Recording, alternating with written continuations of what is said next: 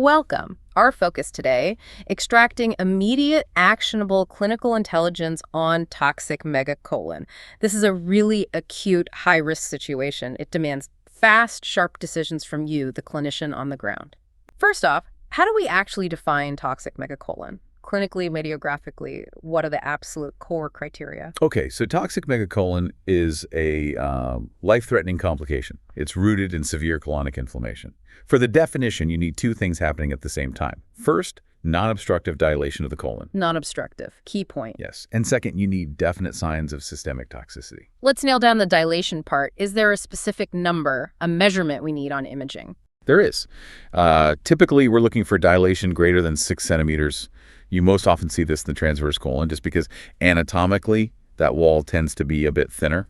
Yeah. And again, it must be non-obstructive. If there's a true mechanical blockage, that's a different diagnosis. Right. Got it. So dilation is the structural piece. What about the systemic toxicity? What specific signs, bedside signs, point to that danger? You're looking for the major red flags of physiological distress. Mm-hmm. So that means fever, usually over 38 degrees Celsius. Significant tachycardia, think heart rate over 120 beats per minute. Also, any evidence of hypotension, low blood pressure, or any change in mental status, confusion, lethargy. Any alteration. Precisely. You generally need at least 3 of those systemic signs, often along with specific lab abnormalities to really meet the full clinical criteria. Okay, that really sharpens the picture. Now, causes. What are the primary underlying reasons we need to identify immediately? Because that dictates the initial treatment, doesn't it? It absolutely does. The vast majority stem from severe inflammatory bowel disease. Specifically, we're talking severe ulcerative colitis or severe Crohn's disease. But this is important. You always have to consider infectious causes, particularly severe infectious colitis from Clostridioides difficile. C. diff. Right. That history becomes critical then. Race and antibiotics. It seems like other bugs are less common but still need to be on the radar. Exactly. The differential does include others like salmonella, cytomegalovirus, maybe even CMV. And very rarely you might see it with something like Hirschsprung disease. But that initial distinction, is it inflammatory or infectious? That drives whether you start with steroids or focus primarily on antibiotics. It's a decision you need to make fast. Okay, that sets the scene perfectly. Let's move to actually diagnosing it. What specific clinical presentation should scream toxic megacolon in the ED or on the hospital floor? Well, it starts with the picture of severe colitis, right? So bloody diarrhea, significant abdominal pain, really noticeable distension. But suspicion skyrockets the moment those symptoms combine with the systemic signs we just talked about, the high fever, the fast heart rate, maybe they seem a bit confused, and the abdominal exam itself finding that profound distension and tenderness, that's obviously key. Okay, and this is where objective numbers are just essential. You mentioned 6 centimeters for adults. Any other specific radiographic sizes we need to know? Yes. Imaging is non-negotiable here. Usually a plain abdominal X-ray or CT scan confirm that measurement. So for adults, transverse colon diameter greater than 6 centimeters. For kids, the threshold is slightly different, typically set at 56 millimeters. You're also looking for other signs, like the loss of the normal haustral markings in the colon. That suggests severe compromise of the colon wall. And what about the labs? What specific findings usually confirm the severe inflammation and maybe hint at complications already brewing? You'll see clear signs of major systemic stress and maybe some end organ impact. You'll almost certainly find significant leukocytosis, a really high white blood cell count. Anemia is common, often from the ongoing GI blood loss.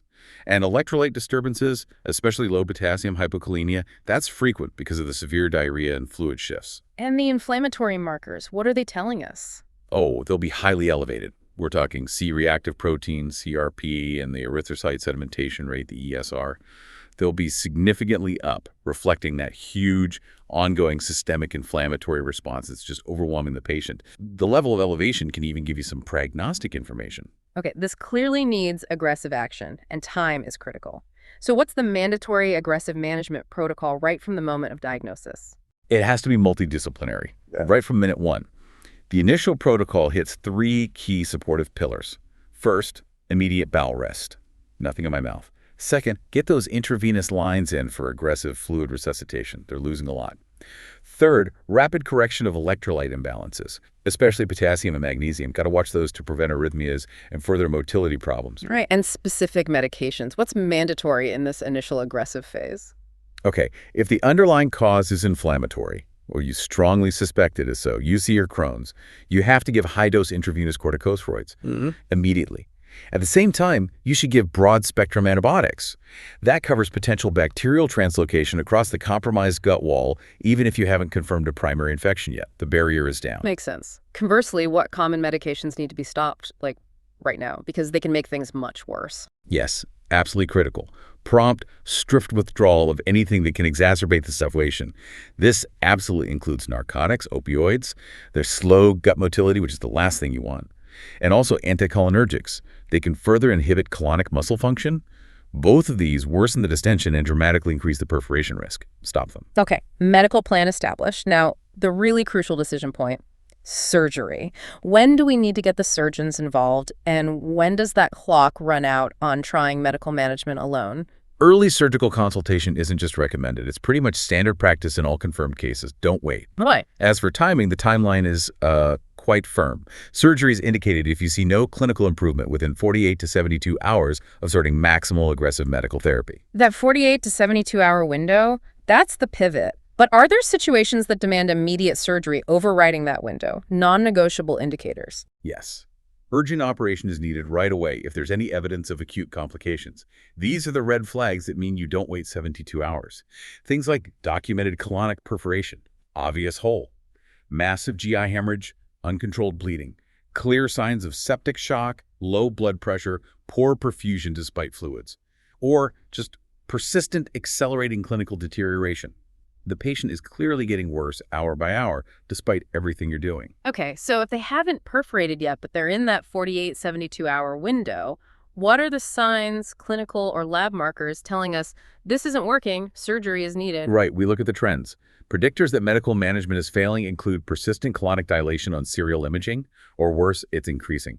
Lab markers pointing towards failure include ongoing low albumin, hypoalbuminemia, persistent high fever, still over 38 degrees Celsius, and those inflammatory markers, CRP, ESR, staying stubbornly high despite treatment.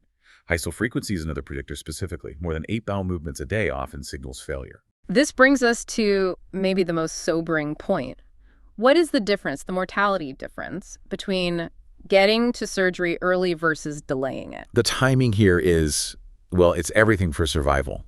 Early colectomy, meaning surgery done before perforation happens, ideally within that critical 72-hour window, that's associated with a significantly lower mortality rate. We're talking generally between 2% and 8%, manageable risk, relatively speaking. Okay, and if surgery is delayed after perforation? The risk just skyrockets. Delayed surgery, especially once perforation has occurred, carries a devastatingly high mortality rate, often cited as greater than 40%. 40%. This massive jump based on that decision timeline really underscores the extreme urgency here. Wow, from single digits to potentially over 40%. That's the key takeaway. So given those stakes, what's the preferred surgical approach to optimize the outcome? The strong consensus is for a subtotal colectomy with an end ileostomy. The goal is source control. Remove the toxic disease segment of the colon. Attempts just to decompress or divert, leaving the bad colon behind, well, they're linked to higher complication rates and generally should be avoided if possible. And what are the outcomes we should anticipate even with the preferred surgery? Even with timely surgery, postoperative complications happen. Rates are reported up to about 19% overall. Overall mortality sits around 16%, averaged out. But again, those numbers climb significantly if surgery was delayed, especially post-perforation. Post-op issues are often things like wound infections, potential leaks if an anastomosis was tried, which is rare in this setting, and managing the high output from the new ileostomy. And just to connect this back, that multidisciplinary coordination we mentioned, between GI, critical care, surgery, it's essential from the very start, from diagnosis. And frequent reassessment, constantly checking the patient, is absolutely non-negotiable. You have to identify the non-responders quickly to avoid that terrible progression to perforation. Yeah, what really stands out is how objective this can be. The diagnosis hinges on a measurement 6 centimeters, and the prognosis, the life or death decision, hinges on a timeline 72 hours. We have immediate metrics. Exactly. We've laid out the core clinical and radiographic benchmarks for quick action. It's about rapid identification and escalating care appropriately. The most vital lesson really is, don't wait for perforation. Identify the patient failing medical therapy within that 72-hour window. That's the goal. Okay, a final thought for our listeners to consider. Given that reported post-op complication rate, up to 19%, what specific management protocols might be most effective right after that subtotal colectomy? Specifically, thinking about things like early stoma education for the patient and really aggressive fluid management protocols, how crucial are those in preventing common setbacks in that immediate postoperative phase? Something to think about.